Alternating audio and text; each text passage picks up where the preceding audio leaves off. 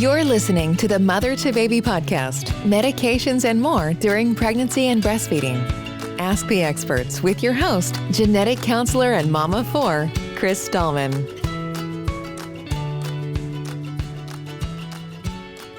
This episode contains evidence-based information that's current as of the day recorded and may change as more data becomes available. Also, quick disclaimer.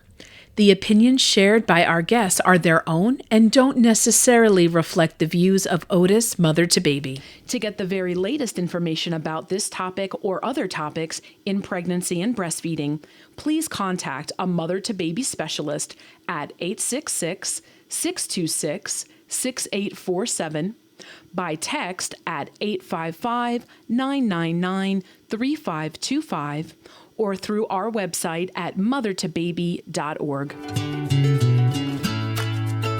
Welcome to another episode of the MotherToBaby Podcast. My name is Chris Stallman, and I'm a genetic counselor, a mom of four, and a teratogen information specialist. So what that means is that I talk to people, so patients, their family members, healthcare providers, about exposures that can happen before pregnancy, during pregnancy, while breastfeeding, and in cases of adoption.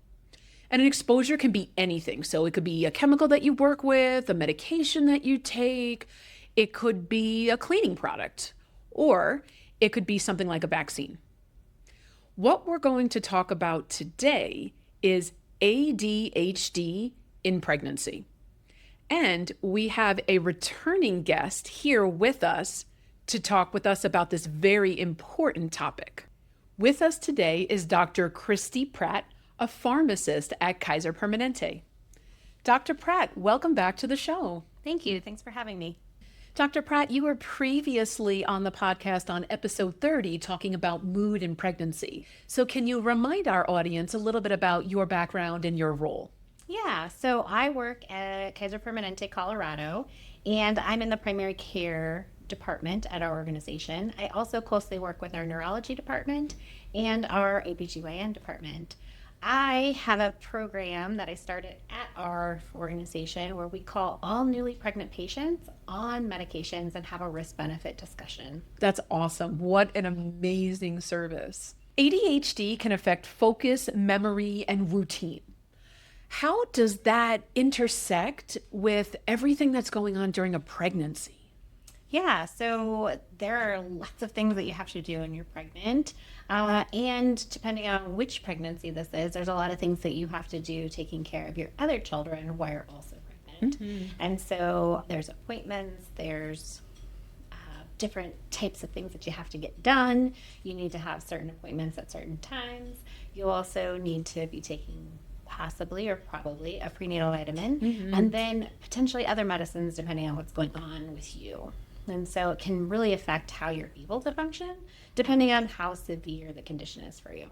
Absolutely. And you add that on top of, like you said, the everyday, right? If you have other children or pets, if you have a job, if you have a mood disorder, there's so many other things that you have to think of, and it just can get to be a little bit more in that pregnancy time.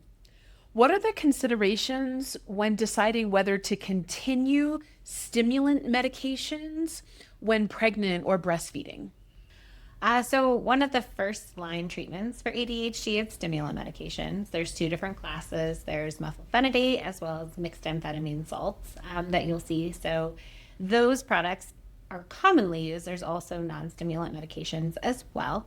But we really have to determine how well a condition is controlled by a medication before we decide if we're going to continue it. So we want to really have a really good, insightful conversation about what does your ADHD do to you or for you, and what does your medication do for you.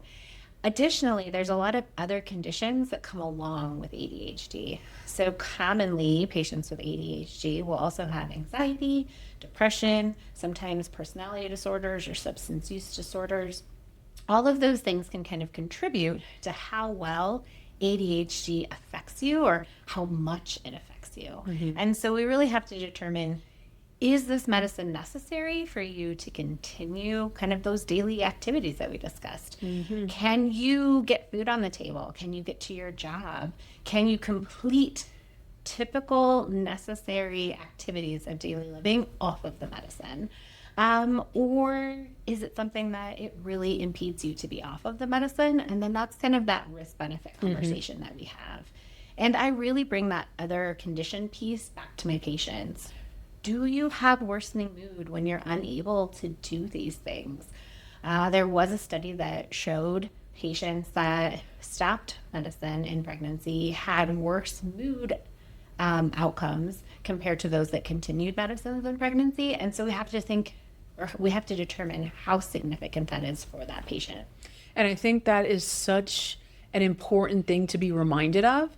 It's like, okay, your ADHD may or may not look okay when you're off your medication, but if you have anxiety and you are just worried all the time because you're not taking your medication or because you are taking your medication, it's important to remember those other pieces.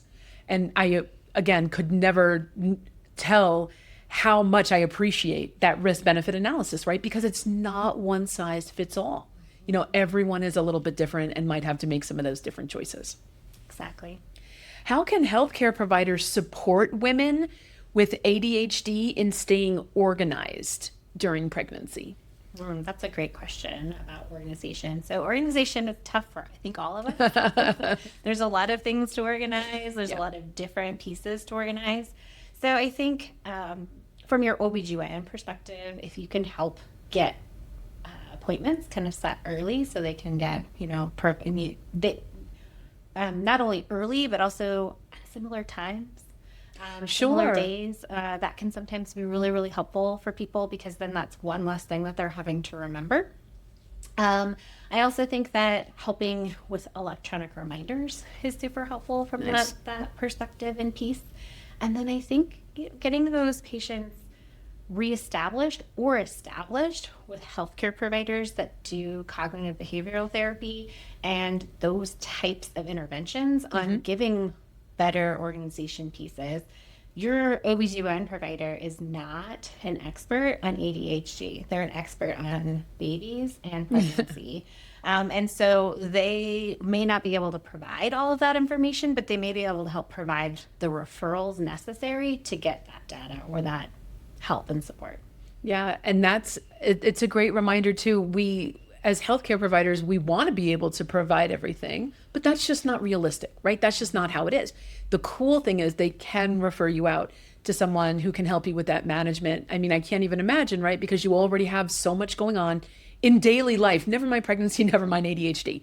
When you start to add these layers to it, it becomes even more complex. And then you add pregnancy brain on top of it, where there could be changes in memory or retention. So I think that I love the idea of the the text reminders, right, for the appointments. I got to tell you, I am not currently pregnant, but those I find really, really helpful. And like you said, just staying on track in something that may seem small, but have a really big impact.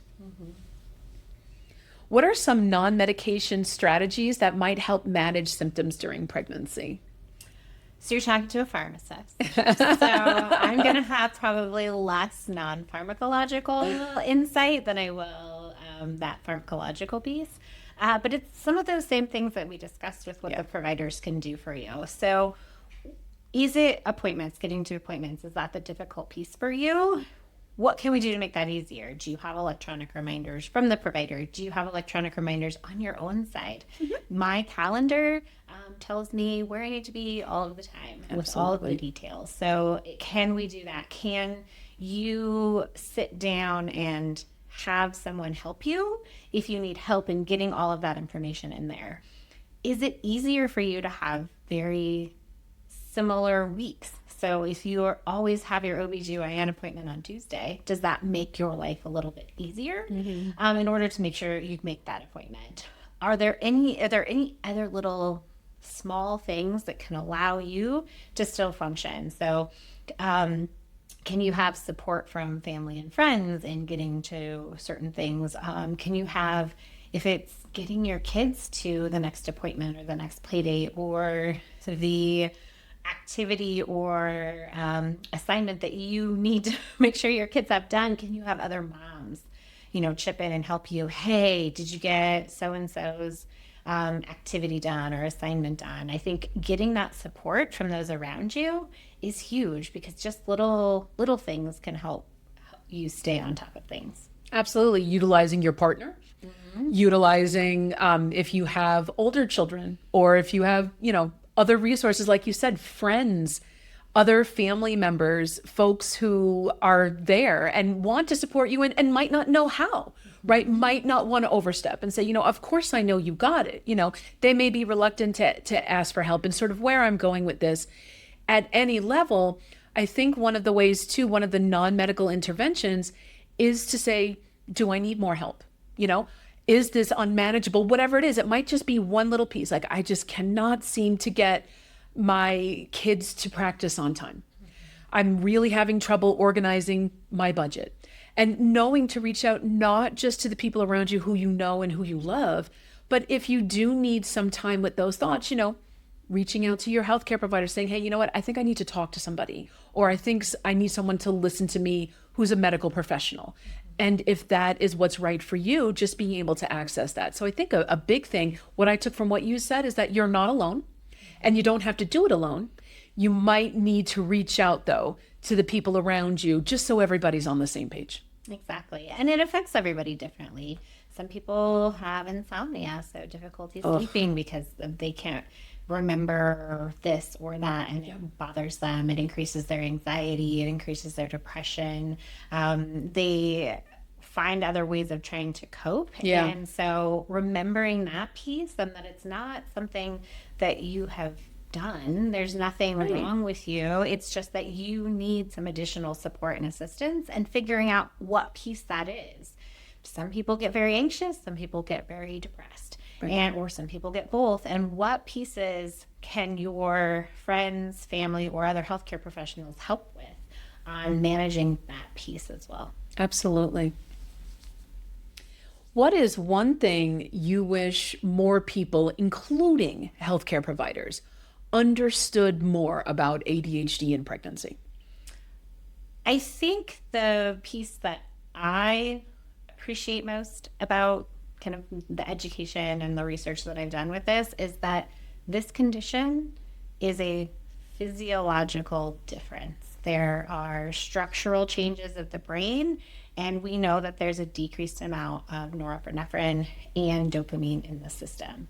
And having a thought, a process from whether it's a healthcare professional, another patient, or a family member that may or may not be supportive of your condition, I think understanding and knowing that is super important, because it makes you feel less alone, and it makes you feel less like it's your fault. It makes it feel less like, oh, if I just did X, Y, or Z differently, I wouldn't have this problem. And I think that we really need to remember that.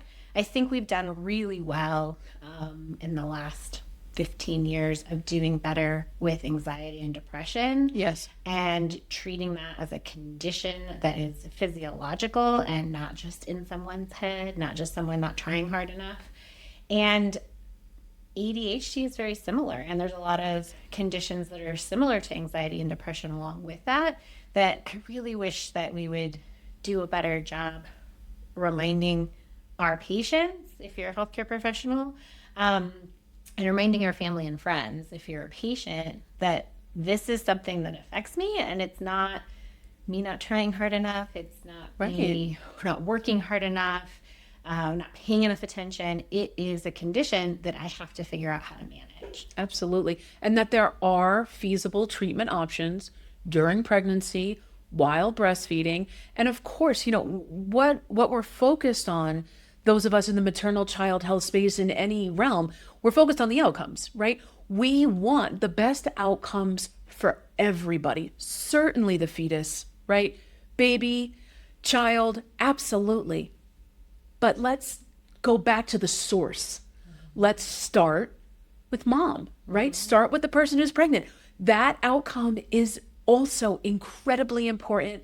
And I'm so grateful for you, Dr. Pratt, and the other folks in the space who are focused on that, on all the outcomes. We want everyone to have the best outcome possible, including the person who's pregnant. So thank you for the work that you do. Thank you for coming back to the show. Before I let you go, though, is there a final thought you would like to leave our audience with? Just to kind of go off what you just said is we need a healthy mama to grow a healthy baby.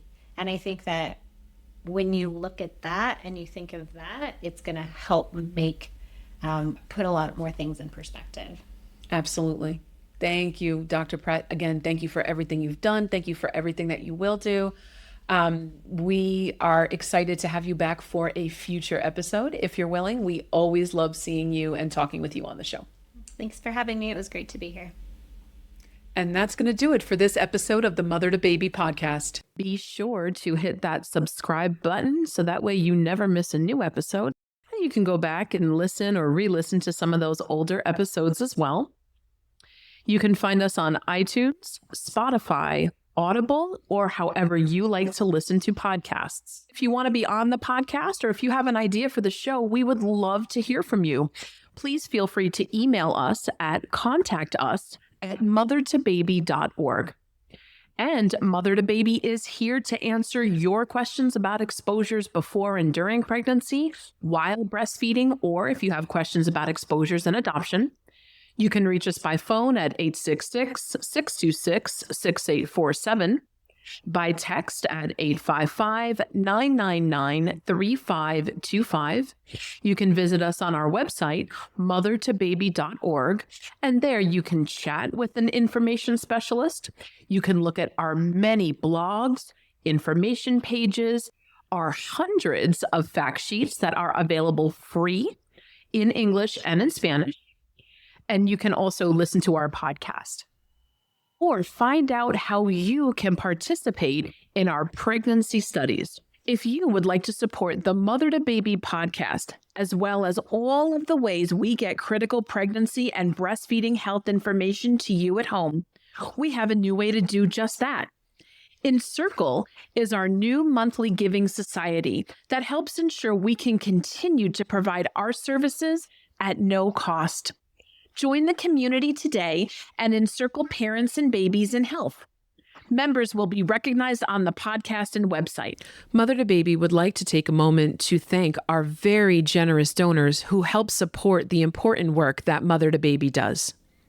Jason Alexander, Emily Gravelet, Chad Haldeman Englert, Lori Harris Sagadabai, Jamie Hung, Beth Kiernan, Kendra Kramer, Nevina Christic, Ruth Moss Katznelson, Sarah Obachan, Christie Pratt, Alfred N. Romeo, Anna L. Taylor, and Elizabeth Wasternack. Thank you all for your generous support. And if you're interested in becoming a donor, be sure to visit our website at mothertobaby.org. Until next time, remember, Mother to Baby is here for you. Take care. Mother to Baby is a service of the nonprofit organization of Teratology Information Specialists and supported by the Health Resources and Service Administration of the U.S. Department of Health and Human Services. It's made possible through generous donations from listeners like you. To learn more about Mother to Baby, please visit mothertobaby.org.